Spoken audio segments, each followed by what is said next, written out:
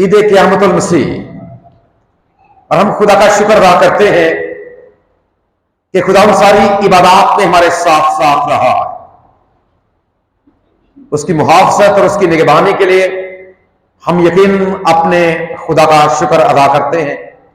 और फिर आज एक बार फिर उसने अपने फजल और अपनी मोहब्बत की बदौलत हमें अपनी हजूरी में आने का शर्फ बख्श दिया है। इस बात के लिए भी हम खुदा के नाम को इज्जत और जलाल देते हैं। और आज पर फिर क्योंकि वो यादें, वो बातें, वो पाकलाम के हिस्से यकीनन हमारे जहनों में अभी तक गूंज रहे हैं। वो बातें कि किस तौर से हमने खुदा के पाकलाम में से उन इबादत में सीखा कि किस तौर से हमारे खुदावन ने दुख उठाए, किस तौर से वो गिरफ्तार हुआ, किस तौर से उसे मारा कूटा गया, किस तौर से उस पर सियासत हुई, और किस तौर से फिर वो शरीर के ऊपर चढ़ गया, किस तौर से फिर वो दफन भी हो गया। लेकिन हम इस फतहबंदी के लिए खुदा का शुक्र अदा करते हैं कि वो तीसरे दिन मुर्दों में से जी उठा। उन्हीं वाकयात में से एक, क्योंकि हमने बड़ा गौर किया है, इनको सीखा भी है, उन्हीं वाकयात में से एक इंतहाई अहम वाकया, यूं तो सारे के सारे वाकयात जो खुदा के पाक कलाम में लिखे गए हैं वो सारे के सारे बड़े अहम हैं। आप किसी किताब की बात कर लें, आप किसी बाब की बात कर लें, आप किसी आयत की बात कर लें, आप किसी लफ्ज की बात कर लें, आप किसी नुक्ते या शोशे की बात कर लें, खुदा के पाक कलाम का हर एक नुक्ता और शोशा भी आपको कोई ना कोई पैगाम जरूर देता। उसमें से भी आपकी जिंदगी के लिए कोई ना कोई अहम सबक जरूर होता है। लेकिन शर्त यह है कि आप पाक कलाम के उस हिस्से को अपनी जिंदगी पर लेकर आए कि ये मुझे मेरी जात को क्या सिखाता, मेरी जिंदगी के हवाले से इसमें क्या चीज मौजूद है जो खुदा मुझे सिखाना चाहता है। और आज हम खुदा के पाक कलाम के इस हिस्से पर गौर करेंगे जिसका ताल्लुक यूहन्ना की इंजील के 20वें बाब की 10वीं और 11वीं आयत। एक वाकया, और यह वाकया भी उसी सुबह का है जिस दिन, यानी कि पिछला इतवार, जिस दिन हमारा निजात दहिंदा खुदा यीशु मसीह मुर्दों में से जी उठा। और उन्हीं वाकयात में से जो वहां पर रोनमा हुए, और याद रखें, अगर आप इसी अंजीली बयान के इसी बाब की अगर आप अगली आयात को पढ़ेंगे तो वहां पर आपको लिखा हुआ मिलेगा कि जो कुछ भी पाक कलाम में लिखा गया है, यूं तो बेशुमार वाकयात हुए, बेशुमार मौजज़ात हुए, बेशुमार ऐसे काम हुए, लेकिन जो लिखे गए हैं वो इसलिए लिखे गए हैं ताकि हम उनसे सबक हासिल करें और सबसे बढ़कर हम ईमान की मजबूती पाएं। और याद रखें, आज पाक कलाम का ये हिस्सा भी सबसे पहली बात कि हमारे कदमों के लिए चिराग बनने जा रहा है, और दूसरी बात यह है कि ये हमें रूहानी आसूदगी देने जा रहा है, हमें ईमान की मजबूती देने जा रहा है। लेकिन शर्त यह है कि हम इस पर गौर करें कि क्या सीख रहे हैं, और फिर ये बात खास तौर पर मेरी जिंदगी के लिए कितनी अहमियत की हामिल है। जिन बच्चों ने निकाला है और जो पढ़ना चाहते हैं, 2 बच्चे इसको तिलावत करेंगे। सबसे पहला हम जब 10वीं आयत को पढ़ते हैं, याद रखें ये 2 आयात हमारे सामने हैं, और दोनों आयात में हमें 2 किस्म के किरदार यहां पर मिलेंगे। इन दोनों आयात में आपको 2 किरदार मिलेंगे। जरा पहले 10वीं आयत पढ़ेंगे। 10वीं आयत में क्या लिखा है, कोई भी आप में से पढ़ दे। 10वीं आयत, पास ये शागिर्दों के हवाले से जो 10वीं आयत है, ये आपको शागिर्दों के हवाले से बताती है। शागिर्द, पास ये शागिर्द। अब ये वाकया क्या है? वाकया ये है कि जब हफ्ते का पहला दिन और दस्तूर के मुताबिक अगर आप इसी बात की पहली आयत से पढ़ेंगे तो लिखा है कि कुछ औरतें दस्तूर के मुताबिक खुशबूदार चीजें लेकर खुदावंद यीशु मसीह की कब्र पर जाती, और जब वो कब्र पर जाती हैं, क्योंकि और हम ये सुनकर भी बात में हम परेशान हो जाते हैं कि जब वो कब्र पर जाती हैं खुशबूदार चीजें लेकर ताकि बॉडी के ऊपर लगा सके, तो हमारे यहां तो ऐसा दस्तूर नहीं है। हमने तो कभी ऐसा मंजर नहीं देखा। हम याद रखें वैसा मंजर तो नहीं देखते, लेकिन आज हम उसी सूरत की एक जदीद सूरत में देखते हैं कि लोग अगरबत्तियां जलाते हैं। क्या कहते हैं लोग? ऐसा है जी, क्या कहते हैं लोग? अगरबत्तियां जलाते हैं। लेकिन उस जमाने में क्या था, जो कब्रें थी उस वक्त मुल्क फलस्तीन में, वहां पर कब्रें हमारे जैसी नहीं थी, बल्कि वो जो कब्रें थी वो किसी गार के अंदर, चट्टान के अंदर या किसी ऐसी जगह पर बनाई जाती थी। ऑलरेडी जहां पर ऐसी थोड़ी सी स्पेस या गुंजाइश होती तो वहां पर उसे और मजीद एक कमरे की शक्ल दे दी जाती, और फिर उस कमरे के अंदर एक भी कमरा हो सकती, दो भी, तीन भी, चार भी, पांच भी, 10 भी। जब उस गुंजाइश के हवाले से उसके अंदर टेबल नुमा कुछ चीजें मतलब बना दी जाती, पत्थर की या मट्टी की, और फिर उनके ऊपर बॉडी को लपेट कर रख देते थे। और बाहर दरवाजा एक ही होता था जिसके ऊपर फिर वो बड़ा सा पत्थर आगे कर देते ताकि कोई जानवर अंदर जाकर डेड बॉडीज को खराब ना करे। और 3 दिन तक उनका ये दस्तूर था कि वो 3 दिन तक, क्योंकि वो समझते थे कि जो 3 दिन तक रूह है ये आसपास रहती और बॉडी खराब नहीं होती, सो वो 3 दिन तक ऐसी खुशबूदार चीजें लेकर जाती ताकि उसमें बदबू भी ना आए। और फिर उनका यह दस्तूर था या अपने उस मामले को लेकर वो ऐसा करती थी। सो इसी बात को लेकर कुछ औरतें भी कब्र में गई, लेकिन एक अजीब मंजर देखा। उन्होंने अपनी जिंदगी में कभी ऐसा मंजर नहीं देखा, अपनी जिंदगी में कभी इस तरह ना सुना भी है। वो ये सोच लेकर, ये इरादा लेकर कि वो खुशबूदार चीजें डेड बॉडी के ऊपर लगाएंगी, लेकिन उन्हें एक अजीब मंजर वहां पर मिलता है। अजीब मंजर यह, पहली बात यह है कि वो पत्थर हटा हुआ है, और दूसरी बात यह है कि खुदा यीशु मसीह की बॉडी वहां पर लाश भी नहीं। और पैगाम ये मिलता है कि वो यहां पर नहीं है, बल्कि अपने कहने के मुताबिक मुर्दों में से जी उठा। अब जब ये पैगाम उनके सामने है तो याद रखें, जाहिर सी बात है वो वापस लौटी है शागिर्दों के पास। अब उन शागिर्दों में से 2 शागिर्द, अगर आप इसी बयान को पढ़ेंगे तो 2 शागिर्द, जिनमें एक मुकद्दस पतरस है और एक मुकद्दस यूहन्ना, ये दोनों भागते हैं कब्र की तरफ इस खबर की तस्दीक करने के लिए जो पैगाम हमें औरतों ने दिया है, हम जाकर उसकी तस्दीक करते हैं क्या वाकई ऐसा है कि नहीं है, या क्या मामला है। पतरस भी भागा है, यूहन्ना भी भागा है, लेकिन यहां पर लिखा है कि मुकद्दस यूहन्ना पहले पहुंच गया है, क्योंकि वो उम्र में जरा कम है, नौजवान है, तेजी से भागा है। मुकद्दस पतरस जरा उम्र में बड़ा है, वो पीछे रह गया है। मुकद्दस यूहन्ना ने जाकर अंदर झांका, देखा कि वाकई यीशु की लाश नहीं, अंदर नहीं गया, और उसने वहां पर पड़ा हुआ कफन भी देखा। उसके बाद मुकद्दस पतरस भी गया है, लेकिन मुकद्दस पतरस या वो अंदर इस कब्र के अंदर चला गया, क्योंकि जब हम याद है कि ये बात भी देखते तो वो कब्र के अंदर चला गया है। ये बात हमें परेशान करती है, लेकिन जब ये सोचते हैं कि वो कब्रें हमारी जैसी नहीं थी बल्कि एक कमरा नुमा होती थी, तो हमें समझ आती है कि बाकी उसके अंदर जाया जा सकता है। तो वो अंदर चला गया, उसने भी इस बात को नोट किया कि कफन तो वहां पर है, कफन तो वहां पर है, लेकिन खुदावंद यीशु मसीह की लाश नहीं। अब उन दोनों ने क्या किया है? 10वीं आयत में हमने क्या पढ़ा है? 10वीं आयत में इन शागिर्दों के बारे में कि शागिर्दों ने क्या किया है? क्या किया शागिर्दों ने? घर वापस चले गए हैं। क्या किया जी? ये नुक्ता आपने नोट रखना है जरा। क्या किया इन्होंने? घर वापस चले गए, ये काम इन्होंने किया है। अब जरा थोड़ी देर के लिए सोचें कि क्या इनको वाकई यही काम करना चाहिए था।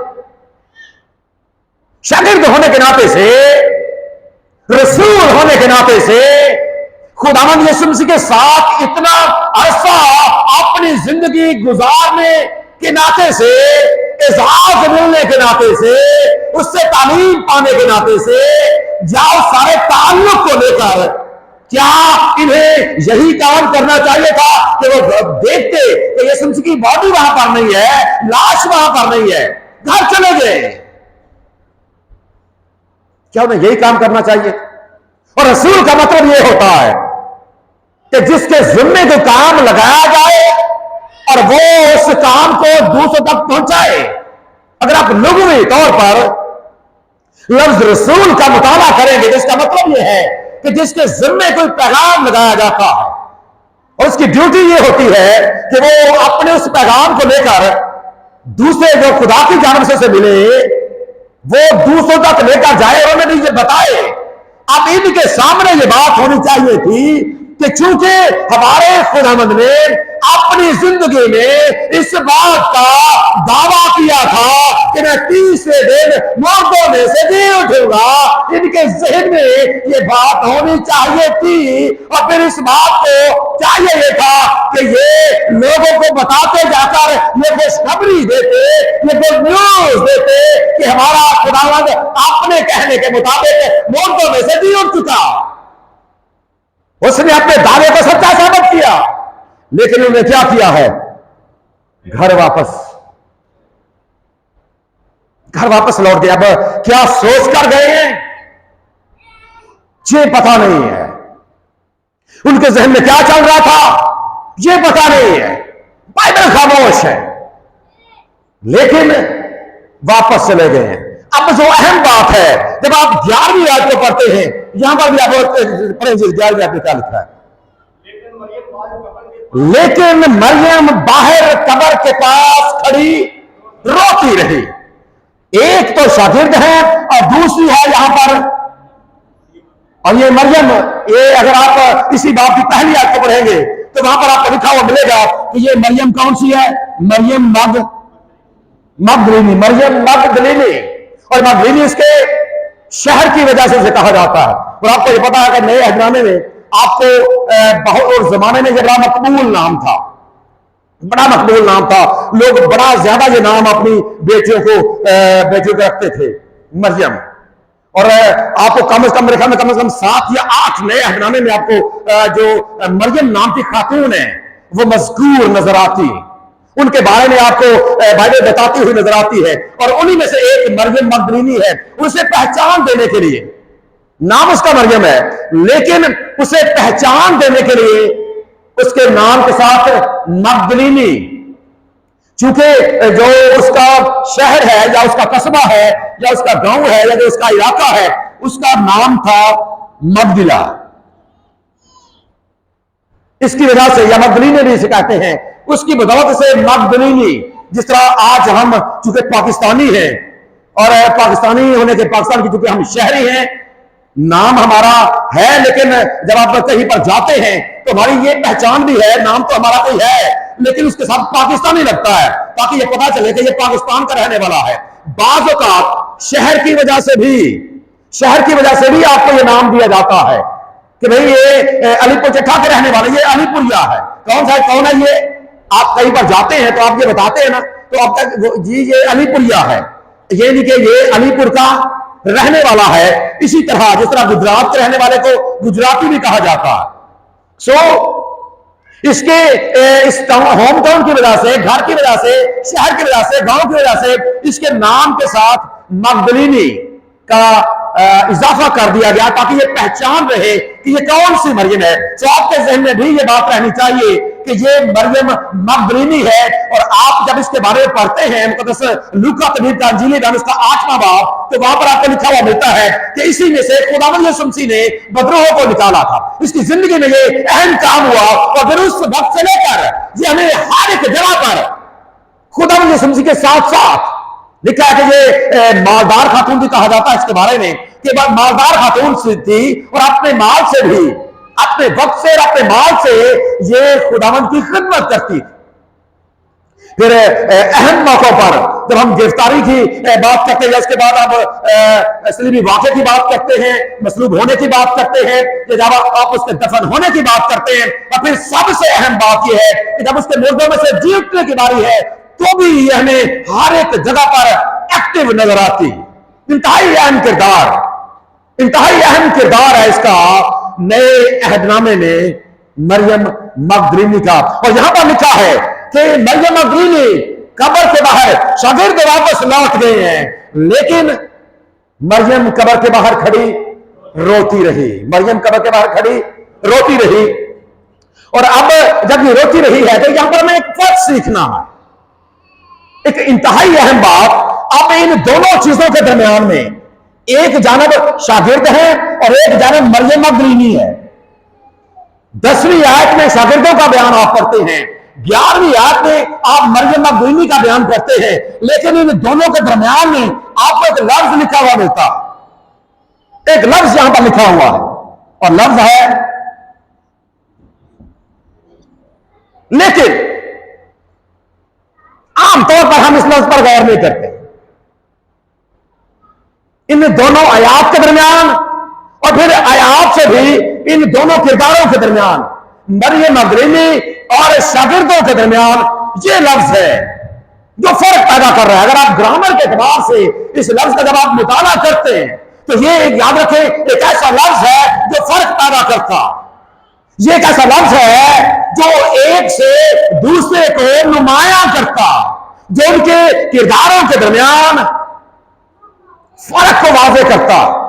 जिस तरह आप एक ऐड भी देते हैं बाज़ टेलीविजन पर, जो एक जमाना जब सर्फ एक्सेल का ऐड चलता था ना, तो वो जब कपड़े धोते हैं ना, कपड़े धोते हैं तो जो आम पाउडर से या आम सर्फ से धोया जाता है उसके ऊपर वो दिखाते हैं कि ये गंदा रह गया है, ये इतना साफ नहीं हुआ।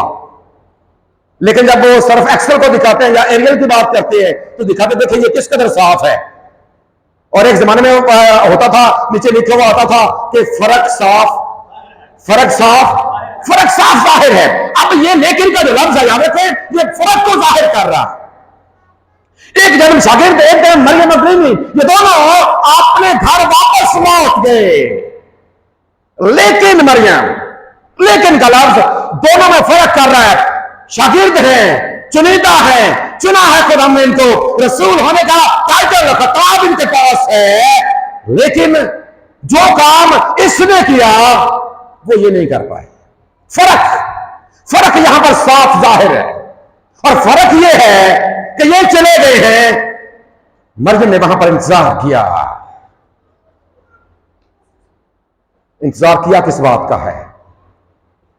जब आप अगली आयत को पढ़ते हैं तो वहां पर जब इससे पूछा गया कि तू ऐ खातून तू क्यों रोती है, ऐ औरत तू क्यों रोती है, हवाला जरा खोल कर रखे बच्चों, तू क्यों रोती है? इसने जवाब क्या दिया कि मेरे खुदावंद को उठा कर ले गए। ये वो फिक्र है, ये वो बात है जो शागिर्दों के और मरियम मगदलीनी के दरमियान फर्क को जाहिर कर रही है। शागिर्दों को इस बात की फिक्र नहीं है, वो अपने घरों को लौट चुके हैं। क्या सोच लेकर गए हैं, क्या इरादा लेकर गए हैं, क्या नियत लेकर गए हैं, ये पता नहीं है, लेकिन जहां पर फर्क वाज़ेह कर दिया गया। खुदा के बंदे इंजील नवीस ने, मुकद्दस यूहन्ना ने, जो खुद इस इंजील का मुसन्निफ भी है, उसने खुद इस बात को लिखा है कि हमारे दरमियान, हाँ हमारे दरमियान और मरियम मगदलीनी के दरमियान फर्क ये है कि मैं भी और पतरस भी, हम दोनों अपने घरों को लौट गए। जो मोहब्बत हमें दिखानी चाहिए थी, जो प्यार हमें दिखाना चाहिए था, जो काम हमें करना चाहिए था, वो मरियम मगदलीनी ने किया। एक औरत होने के नाते से जो काम हमें करना चाहिए था वो किया किसने है? वो मरियम मगदलीनी ने कर दिया। और जब याद रखें मरियम मगदलीनी ने भी ये काम किया है। अब जरा अगर हम जिम्मेदारियों की बात करें ना, जिम्मेदारियों की बात करें तो जब आप इसी बाब का जरा पहला लफ्ज पढ़ेंगे, पहला लफ्ज क्या है? पहले बाब के, इसी बाब का पहले जो लफ्ज है आगाज में, जी हफ्ता के पहले दिन क्या हुआ? आगे मरियम मगदलीनी ऐसे तड़के के अभी क्या था, अभी अंधेरा ही था, क्या हुआ, कब्र पर आई। ऐसे तड़के के अभी अंधेरा ही है, कहां पर गई है, कब्र पर। कौन सी कब्र पर, खुदावंद यीशु मसीह की कब्र पर। जरा एक औरत होने के नाते से जरा अंदाजा कीजिए, जरा सोचिए, उस मंजर को अपने जहन में लेकर आइए। एक औरत होने के नाते से अपने खुदावंद के लिए इस कदर फिक्र क्या है। जब देखे पूछा भी गया ना, तू क्यों रोती है, मेरे खुदावंद को उठा कर ले गए। ये लफ्ज हमें क्या बता रहे हैं, ये लफ्ज हमें क्या सबक दे रहे हैं। मेरे खुदावंद को उठा कर ले गए। जी वो फिक्र है, इन अल्फाज के अंदर उस मोहब्बत को जरा परखने की कोशिश कीजिए। इन अल्फाज के अंदर मोहब्बत की उस गहराई को जानने की कोशिश कीजिए जो मरियम मगदलीनी ने अपने खुदावंद और अपने निजात दहिंदे खुदावंद यीशु मसीह के लिए जो अल्फाज उसने अदा किए, इनमें उसकी मोहब्बत को गहराई के तौर पर, गहराई कितने गहरे ये लफ्ज है या किस कदर वो अपने जज्बात का इजहार कर रही है, जरा उनको जानने की कोशिश कीजिए। मेरे खुदावंद को उठा कर ले गए। शागिर्दों को यह फिक्र नहीं है, लेकिन का लफ्ज फर्क वाज़ेह कर रहा है।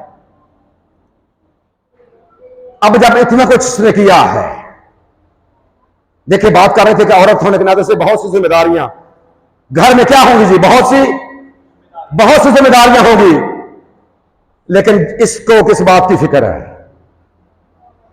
तड़के उठना भी इतना आसान नहीं है, अपनी नींद को कुर्बान करना भी इतना आसान है। अपने खुदावंद के लिए नींद को कुर्बान करना आसान है जी, उठना बड़ा मुश्किल है। अभी तक कभी अंधेरा ही है। सबसे पहली बात बेदार हो जाना, और हम ये सोच सकते हैं, हम ये लिखा तो नहीं हुआ लेकिन हम ये सोच सकते हैं कि पता नहीं सारी रात ये सोई भी है कि नहीं सोई।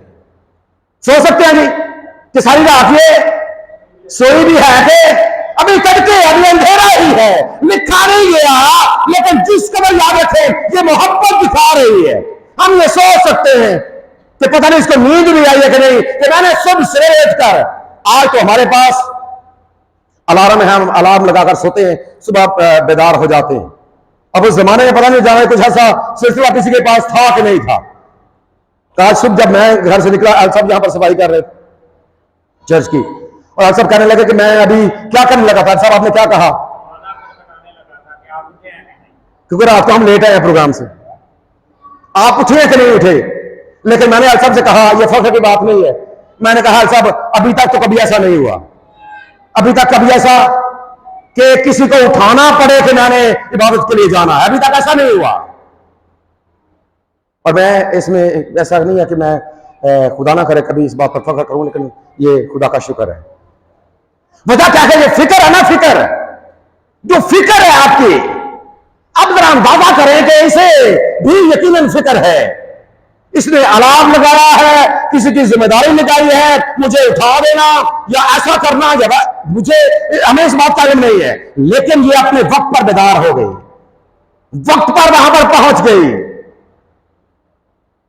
अब जब वक्त पर वहां पर पहुंची है तो इसने इंतजार भी किया, इसने इंतजार भी किया और वो काम किया है जो हकीकी शागिर्दों को करना चाहिए था। लेकिन बाइबल मुकद्दस से बयान कर रही है कि उसने अपने उस हकीकी मोहब्बत का इजहार और इकरार अपने खुदावंद के साथ किया।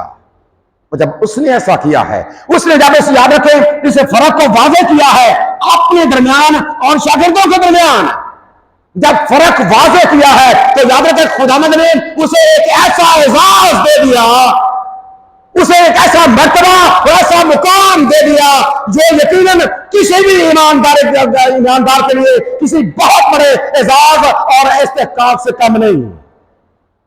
चूंकि खुदावंद यीशु मसीह की जिंदगी का जब हम बात करते हैं या तालीमात की बात करते हैं या हम नसीहत की बात करते हैं, तो खुदावंद यीशु मसीह का मुर्दों में से जी उठना ये मरकज़ी नुक्ता, ये सबसे मरकज़ी नुक्ता है यीशु मसीह का मुर्दों में से जी उठना। और ये मरियम मगदलीनी जिसने इस कदर मोहब्बत दिखाई है, वो मुर्दों में से जी उठने की सबसे पहली गवाह बन गई, सबसे पहली गवाह। और इसके बारे में जो रोमन कैथोलिक चर्च है उसमें ये ट्रेडिशन है, और 22 जुलाई को वो इसका दिन भी बनाते, और इसके बारे में कहा जाता है कि ये रसूलों की रसूल है, टाइटल से दे दिया गया है, रसूलों की रसूल। रसूलों से मुराद यही शागिर्द हैं जिनको रसूल चुना गया, जिनको खुशखबरी सुनाने के लिए मुकर्रर किया गया। अब उनकी भी ये रसूल बन गई है। कैसे? जब आप अगली आयत को पढ़ते हैं तो वहां पर खुदावंद से मुखातिब होकर ये बात करते हैं कि जाओ मेरे भाइयों को जाकर ये खबर दे दो कि वो मुर्दों में से जी उठा है। ये वो खुशखबरी है जो खुदा ने इसके जिम्मे लगाई कि जाकर खबर किनको दो? मेरे भाइयों को। किनको दो? मेरे। और ये याद रखें, बाइबल मुकद्दस में ये पहला मौका है अनाजील में कि खुदा यीशु ने अपने शागिर्दों को भाई कहकर मुखातिब किया है कि जाकर मेरे भाइयों को खबर दे दो, उनको ये खुशखबरी सुना दो कि क्या हुआ है वो मुर्दों में से। इसलिए इसे टाइटल दे दिया गया कि ये क्या है? रसूलों की क्या है? रसूलों की रसूल है। apostles of the apostle of the apostles। फिर जो प्रोटेस्टेंट चर्च हैं वो भी इसे एक नाम देते हैं, और वो ये कि ये ईमान की हीरोइन है, हीरोइन ऑफ द फेथ। ये ईमान की हीरोइन है। दो टाइटल उसके हिस्से में आए हैं जो कलीसिया ने उसको दिए, और ये एजाज उसे इसलिए मिला है कि उसने वो काम किया है जो किसी और ने नहीं किया। मुर्दों में से जीतने की पहली गवाह बनी है, और रहते दुनिया तक। याद रखें, जब जब मुनादी होते रहेगी, जब तक ये नारे लगते रहेंगे कि हमारा खुदावंद जिंदा है और अब्दुल वहाब जिंदा रहेगा, जब तक ईस्टर की इबादत होती रहेगी, जब तक ईद क़यामत मसीह दुनिया मनाती रहेगी, उस वक्त तक ये भी याद रखा जाएगा कि इस मुनादी की या इस नुक्ते की या इस खुशखबरी की सबसे जो पहली गवाह है वो कोई और नहीं, वो यही मरियम मगदलीनी है। यह बहुत बड़ा एजाज उसके हिस्से में आया है। आज जरा इन दोनों किरदारों को अपने सामने रख कर अपनी जिंदगी पर भी गौर करें, क्योंकि जब तक किसी बात की आप एप्लीकेशन नहीं करते, जरा अपनी जिंदगी पर भी गौर करें। हम कहां पर खड़े हैं? बतौर ईमानदार कहां पर खड़े हैं? बतौर कलीसिया के रुकन हम कहां पर खड़े हैं? अपनी कौन सी जिम्मेदारी एक तरफ रखकर हम अपने खुदा के साथ, जब आप मुकद्दस मरकज का अंजीली बयान पढ़ते हैं और उसका 12वां बाब उसकी 28वीं आयत से आप पढ़ते हैं तो वहां पर खुदा ने सबसे बड़े हुक्म के बारे में बताया। सबसे बड़ा हुक्म, और सबसे बड़ा हुक्म यह है कि सुना इस्राएल, खुदा हमारा खुदा एक ही खुदा है। तू अपने सारे दिल, अपनी सारी जान और अपनी सारी क्या कर? खुदावंद अपने खुदा से मोहब्बत रख। क्या वाकई हम सारे दिल से मोहब्बत रखते हैं अपने खुदा के साथ? उसके लिए इसने क्या कुछ छोड़ा है? पीछे छोड़कर वो अपने कि मेरे खुदावंद को उठाकर, अब इस नुक्ते पर फिर कभी मौका मिला हम गौर करेंगे कि खुदावंद को उठाकर ले गए, फिर सीखेंगे इसके बारे में। लेकिन आज जरा देखें कि ये इस नुक्ते को लेकर किस कदर फिक्रमंद है, किस कदर अपने खुदावंद को, क्या बाकी वो अपने सारे दिल के साथ, क्या कभी हमने गौर किया? और यकीन करें अगर हम अपनी बात अपने अंदर झांकें ना, कोई कुर्बानी हमारे अंदर नहीं है, कोई कुर्बानी हमारे अंदर बतौर कलीसिया, बतौर ईमानदार, कोई कुर्बानी हमारे अंदर नहीं है। हम एजाज भी लेना चाहते हैं, इज्जत भी लेना चाहते हैं, मर्तबा भी लेना चाहते हैं, मुकाम भी लेना चाहते हैं, लेकिन एक काम जो नहीं करते, हम उसका हसूल करते हैं अपने तरीके से। हम एजाज बना चाहते हैं अपने तरीके से, हम इज्जत बना चाहते हैं अपने तरीके से, हम इज्जत बना चाहते हैं प्रोपेगेंडा के जरिए से, लोगों को साथ मिलाने के जरिए से। कोई होर से प्रोपेगेंडा करिए ना कहे चर्च पे मोहम्मद साडे प्रोपेगेंडा नंबर 1। और ये ट्रेजेडी है आज की कलीसिया के लिए। हम चक्कर चलाकर ओहदा पाना चाहते हैं, हम चक्कर चलाकर बड़े बनना चाहते हैं, हम चक्कर चलाकर इज्जत कराना चाहते हैं, लेकिन याद रखें वो इज्जत नहीं है। अगर आप अपने खुदावंद के लिए सच्चे दिल के साथ, सच्ची नीयत के साथ, कुर्बानी के जज्बे के साथ अगर आप भी ये फर्क वाज़ेह करें दूसरों से कि वो तो इस तरह करता है लेकिन मैंने इस तरह करना है, मरियम मगदलीनी के किरदार को अपने सामने रखें। देखें मेरे लोग आपकी इज्जत भी करेंगे और दिल से करेंगे। मर्तबा और मुकाम, और सबसे बढ़कर ना सिर्फ दुनिया करे ना करे, लेकिन खुदा की नजर में आप जरूर इज्जत, मर्तबा, रुतबा और मुकाम पा जाएंगे। यही आज का सबक है। जरूर अपनी जिंदगी पर गौर करें, शागिर्दों के किरदार को भी अपने सामने रखें, मरियम मगदलीनी के किरदार को भी अपने सामने रखें। अपना कंपैरिजन करें दूसरों के साथ, लेकिन दरमियान में याद रखें ये लफ्ज जरूर है।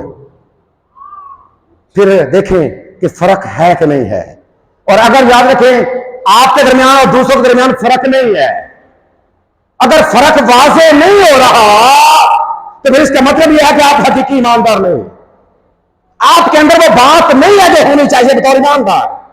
आप नामी मसीही तो हैं, आप अपने नाम के साथ मसीह का लफ्ज इस्तेमाल करते हैं। आप जी मैं इस चर्च का मेंबर हूं, आपके पास मेंबरशिप भी है, आपके पास ओहदा भी है, आपके पास सब कुछ है, लेकिन क्या वो है जो खुदा आपको देना चाहता? जरूर अपनी जिंदगी पर गौर करें, सोचें, और इसका इतलाक अपनी जिंदगी पर करके जब आप याद रखें दिल से ऐसा करेंगे वाकई आपके अंदर भी इस वाला मरियम मगदलीनी वाला, क्योंकि उसकी जिंदगी में खुदा ने काम किया। खुदा ने हमारी जिंदगी में भी बहुत कुछ किया है। जिंदगी और जिंदगी की नेमतें खुदा ने हमें किस कदर दी हैं, लेकिन क्या हमारी भी मोहब्बत अपने खुदा के साथ वैसी है जैसी मरियम मगदलीनी की थी? तो अपने सारे दिल और अपनी सारी जान और अपनी सारी ताकत से खुदामंद अपने खुदा से मोहब्बत रख। सबसे बड़ा और पहला हुक्म यही है, और अगर हम पहला हुक्म ही नहीं मानते तो फिर आगे कैसे बढ़ेंगे? जब पहला कदम ही हमारा दुरुस्त नहीं है, कैसे आगे बढ़ेंगे? आज जरूर है कि हम अपनी जिंदगी पर गौर करें और अपने खुदावंद के साथ अपनी हकीकी मोहब्बत का फिर अपने अमल से भी साबित करें। इसने अमल से साबित किया, अमल से साबित करें। ये रसूलों के रसूल बन गई है, ये हीरो ऑफ द फेथ बन गई है, ईमान की ये सफीर बन गई है, खुशखबरी पहुंचाने वाली बन गई है। खुदा आपको भी इस्तेमाल करना चाहता है, खुदा आपके जरिए से भी काम करना चाहता है, खुदा आपके जरिए से भी अपनी बातें दूसरों तक पहुंचाना चाहता है, लेकिन शर्त यह है कि आपका ताल्लुक भी अपने खुदा के साथ वही बन जाए जो ताल्लुक इसका था। हाँ, शागिर्दों ने भी बाद में यही काम किया है, लेकिन यहां पर वो ये रसूलों के रसूल है।